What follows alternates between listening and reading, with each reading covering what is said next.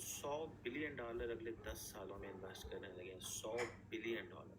It's a very big investment. ज्यादा तेजी से जो इस वक्त इकोनॉमिक ग्रोथ हो रही है वो इस खित्ते में हो रही है। मिनिस्टर जयशंकर को देखें, अमेरिका में बैठ के दंदना रहा था, भाई तुम ये चाइना पाकिस्तान को ये क्यों दे रहे हो।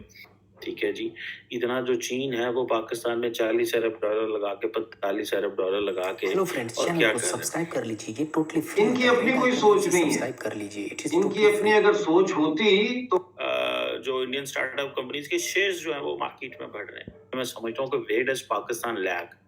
वो कह रहे हैं हम $70 बिलियन जो है वो ग्रीन एनर्जी बिजनेस में लगाएंगे, और यूथ को आगे भी वही बातें बताई जा रही हैं।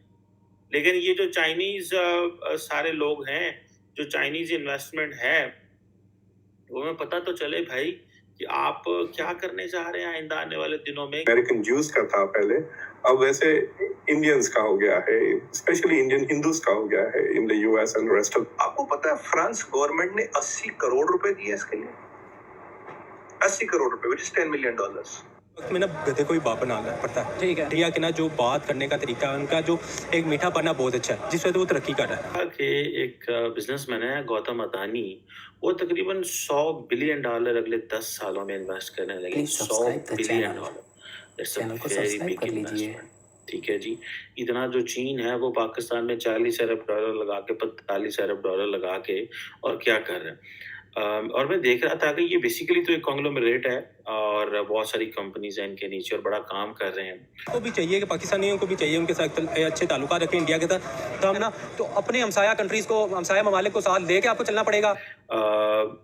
और ये कह रहे हैं, जो इम्पोर्टेंट चीज मैं आपको बताना चाह रहा हूँ, जहां पे मैं समझता हूँ कि वेयर डज पाकिस्तान लैग, वो कह रहे हैं हम $70 बिलियन जो है वो ग्रीन एनर्जी बिजनेस में लगाएंगे।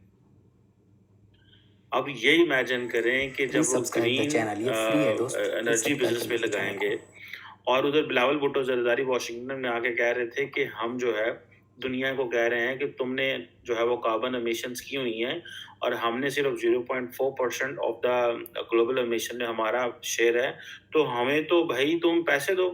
ये इंडिया के पास ये सारी चीज़ें, हम अगर पाकिस्तान से कंपेयर करें तो ये हमसे बहुत आगे है। ठीक है, आईटी सेक्शन में भी बहुत आगे है, स्टडीज़ में भी बहुत आगे है, इकॉनमी में भी बहुत आगे है। हाँ, चंद सालों में इकॉनमी में भी हमसे पीछे था, लेकिन अब वो हमसे आगे है। सुनता कौन है इनको? इनको कौन सुनता है? ये खुद ही अपनी तकरीरें करके फिर बाद में अपने जो क्लिप्स होते हैं, वीडियो क्लिप्स, वो देखते होंगे। इनकी दुनिया में अब कोई नहीं इनकी सुनता। हमारी नजर अमेरिका की जेब पे होती है या किसी और की जेब पे होती है, जिसकी वजह से हम पीछे हटते गए। हमने डैम्स ना बनाए, हमने आईटी पे काम ना किया, हमने एजुकेशन पे काम ना किया। आज भी हमारा एक सिलेबस नहीं है। डेफिनेटली उनको सबसे पहले काम करते किस पे हैं, कर किस पे रहे, एजुकेशन। और हमारा ये है कि हम जो है वो सारी हम इसी बात पे खुश हैं, diplomacy is back in USA. हमारे अमेरिका के साथ ताल्लुकात बहाल हो गए हैं, और फॉरेन मिनिस्टर जयशंकर को देखें, अमेरिका में बैठ के दंदना रहा था, भाई तुम ये चाइना पाकिस्तान को ये क्यों दे रहे हो। मुझे पर्सनली पता है, मैं बहुत सारे ऐसे लोगों को मिला हूँ जिन्होंने हमें बताया कि इंडिया कहता है कि अगर आपने पाकिस्तान को वेपन दिए तो हम आपसे वेपन नहीं लेंगे, हम आपसे कोई डिफेंस डील नहीं करेंगे। और वो कहते हैं हम नहीं करते आपके साथ। पर्सनली मेट सर्टेन ऑफिशियल्स, ये फ्री है, इट्स टोटली फ्री। कॉन्फ्रेंस में मुलाकात हुई और डिटेल डिस्कशन हुई, तो उसे पता चला। लेकिन अमेरिका जो है वो जारी बात है बड़ा मुल्क है, क्योंकि वो देने वाला है, वो भी इंडिया को बहुत सारे फायदे दे रहे हैं। और इस खित्ते को डिस्टेबलाइज करने के लिए बहुत सारी ताकतें और मल्टीनेशनल कॉर्पोरेशन जो है वो लगी हुई है कि इसको किसी तरह डिस्टेबलाइज किया जाए। इसीलिए यहाँ अमन नहीं आ रहा। तो हमें इतना समझदार होना चाहिए कि बजाय इसके कि हम बैठ के यूट्यूब के ऊपर या टीवी के इंटरव्यूज में एक दूसरे को गालियां दें, हमें ये समझना चाहिए कि इस इलाके की जो ग्रोथ है, इकोनॉमिक ग्रोथ है, उसका इज्तिमाई फायदा होगा सबको। भारत की बढ़ती इकोनॉमी और अर्थव्यवस्था की पूरी दुनिया मुराद हो गई है। आज के दिन देखा जाए तो अदानी दुनिया के second richest man in the world बन चुके हैं, और इस पर इंटरनेशनल बहस और खबरें आना शुरू हो गई है।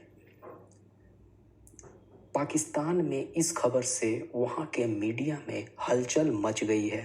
भारत की ग्रोथ और रुतबा देख उनके पेट में दर्द होना शुरू हो गया है। खबर आई है कि अदानी ने $100 बिलियन अगले 10 सालों में इन्वेस्ट करने का फैसला लिया है, और वो भी अलग अलग सेक्टर्स में। पाक के स्कॉलर्स की हालत ख़राब हो गई। वो बोलते हैं कि उनकी इकनॉमी भी उतना नहीं जितना इंडिया की एक यूनिकॉर्न कंपनी का रेवेन्यू है। पाक नेताओं को मांगना भी नहीं आता। इंडिया वर्ल्ड पावर बन रहा है। उनके foreign minister affairs S Jaishankar ने जिस तरह UNGA United nation general assembly में और प्राइम मिनिस्टर मोदी ने एससीओ में जिस तरह से इंडिया को प्रोजेक्ट किया, अपने खूबियाँ बताई, किस तरह इंडिया दूसरे देशों को हेल्प किया इन मेडिसिन्स, इन ग्रेन्स, अलग अलग सेक्टर में, वो सब वहाँ पे देख के सभी हैरान हो गए। इंडिया हर सेक्टर में जैसे कि आईटी सेक्टर, एजुकेशन सेक्टर में बहुत तरक्की कर लिया है, और पाक का मानना है कि पाकिस्तान दूर दूर तक उसकी मुकाबले में नहीं है। तो दोस्तों, ये वीडियो कैसा लगा? चैनल को सब्सक्राइब जरूर कर लीजिए। मिलते हैं अगले वीडियो में। जय हिंद।